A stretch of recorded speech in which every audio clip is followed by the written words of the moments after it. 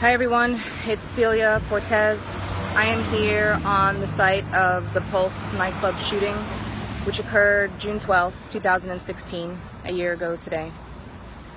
And I want to talk about a few things. First, the many Americans who won't remember this. They won't remember it because it wasn't close enough to home.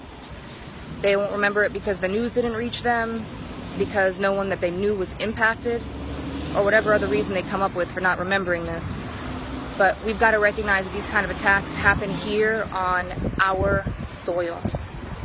They can happen here, and they have happened here, so let's not forget that. We saw what happened in Manchester. We saw what happened in London.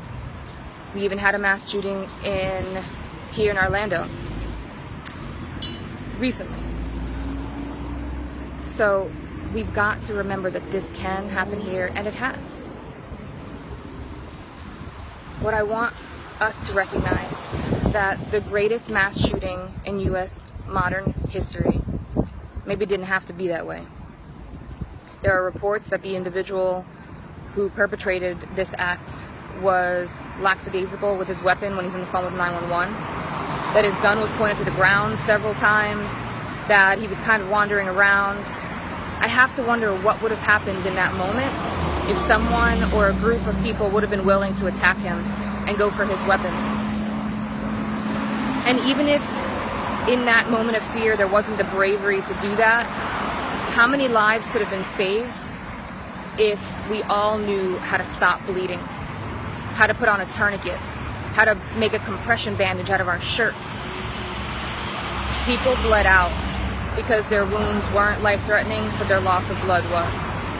So we have to wonder how many lives we could have saved if we were all trained. So my challenge to you is, go take a first aid class.